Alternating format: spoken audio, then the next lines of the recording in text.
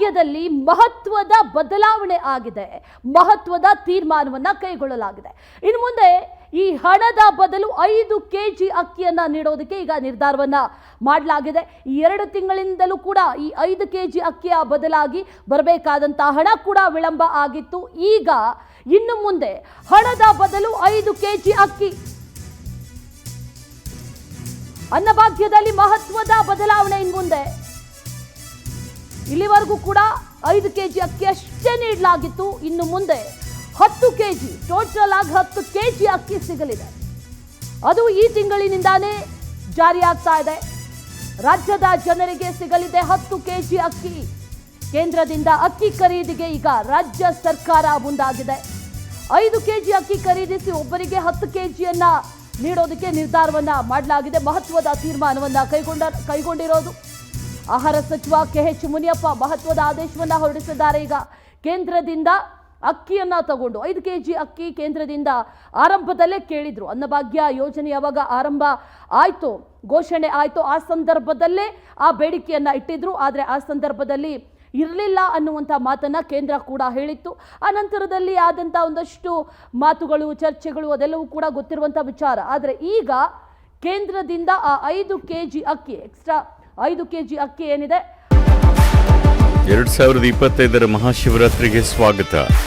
ಈ ರಾತ್ರಿಯನ್ನ ಧ್ಯಾನದಲ್ಲಿ ತನ್ಮಯರಾಗುವ ಅನುಭವವಾಗಿಸಲಿದ್ದೀವಿ. ಸಂಗೀತ, ನೃತ್ಯ, ಧ್ಯಾನ ಮತ್ತು ಉತ್ಸವಗಳಿಂದ ಕೂಡಿದ ರಾತ್ರಿ. ಇದು ನನ್ನ ಹಾರೈಕೆ ಮತ್ತು ಆಶೀರ್ವಾದ. ಇದು ಕೇವಲ ಜಾಗರಣೆಯ ರಾತ್ರಿಯಾಗದೆ ನಿಜ ಜಾಗೃತಿಯ ರಾತ್ರಿಯಾಗಬೇಕು. ಎಲ್ಲಕ್ಕಿಂತ ಹೆಚ್ಚಾಗಿ ಈ ಮಹಾಶಿವರಾತ್ರಿಯಂದು ಶಿವನ ಸಂಘದಲ್ಲಿರಿ.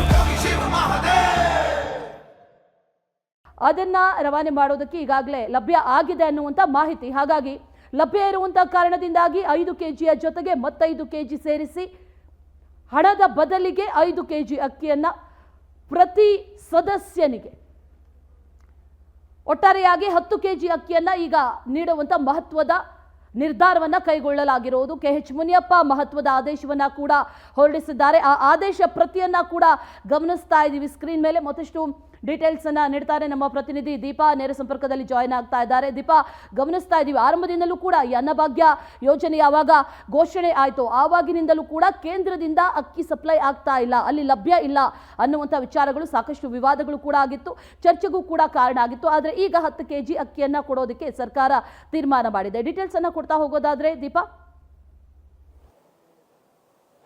ಅಶ್ವಿನಿ, ಫೆಬ್ರವರಿ ತಿಂಗಳಿಂದ ಏನು ಅನ್ನಭಾಗ್ಯ ಅಡಿಯಲ್ಲಿ ಬರಬೇಕಾಗಿದ್ದಂತ ಅಂದ್ರೆ 5 ಕೆಜಿ ಅಕ್ಕಿದು ಹಣ ಅಂದ್ರೆ ಆ ಒಂದು ಫಲಾನುಭವಿಗಳಿಗೆ ತಲುಪಿಲ್ಲ. ಹಾಗಾಗಿ ಫೆಬ್ರವರಿಯಿಂದಲೂ ಕೂಡ ಈ ಸಮಸ್ಯೆ ಇತ್ತು. ಟೆಕ್ನಿಕಲ್ ಸಮಸ್ಯೆ ಅನ್ನುವಂತಹದ್ದನ್ನ ಸರ್ಕಾರವೂ ಕೂಡ ಹೇಳ್ಕೊಂಡು ಬಂದಿತ್ತು.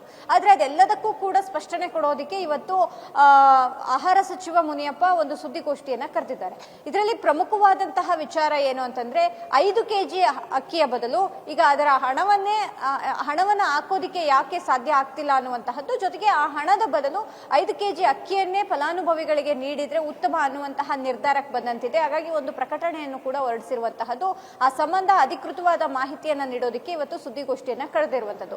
ಸುಮಾರು 5 ಕೆಜಿ ಅಕ್ಕಿಗೆ 170ರಷ್ಟು ಹಣ ಆಗ್ಲಿದೆ. ಅಂದ್ರೆ ಉಳಿದ 5 ಕೆಜಿಯನ್ನ ಏನು ಹಾಕಬೇಕಾಗಿತ್ತು, ಹಣವನ್ನ ಹಾಕ್ತಾ ಇದ್ರು, ಅದಕ್ಕೆ ಸಂಬಂಧಪಟ್ಟಂತೆ 5 ಕೆಜಿ ಹಣದ ಬದಲು 170 ರೂಪಾಯಿ ಏನ್ ಆಗ್ತಾ ಇತ್ತು ಅದರ ಬದಲು ಈಗ ಅಕ್ಕಿಯನ್ನೇ ಕೊಟ್ರೆ ಉತ್ತಮ ಅನ್ನುವಂತಹ ನಿಟ್ಟಿನಲ್ಲಿ ಒಂದು ಕಡೆ ಹಣ ಬರ್ತಿಲ್ಲ ಅನ್ನುವಂತ ಒಂದಿಷ್ಟು ಗೊಂದಲಗಳು ಕೂಡ ತಪ್ಪುತ್ತೆ.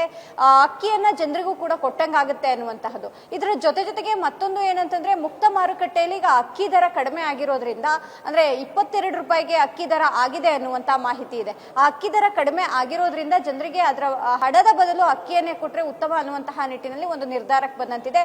ಆದ್ರೆ ಸುದ್ದಿಗೋಷ್ಠಿಯಲ್ಲಿ ಎಲ್ಲಾ ವಿವರಗಳನ್ನು ಕೂಡ ಮುನಿಯಪ್ಪನವರು ಇವತ್ತು ನೀಡ್ತಾರೆ.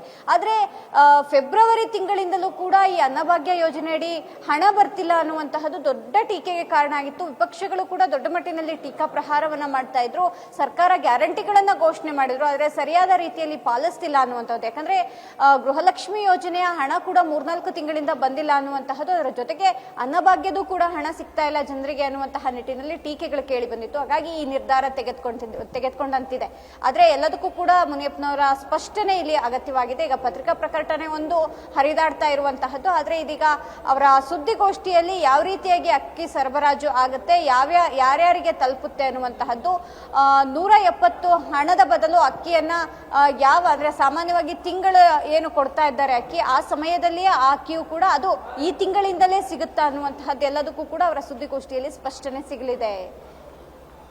Okay Deepa, thank you ಡೀಟೇಲ್ಸ್ಗೆ.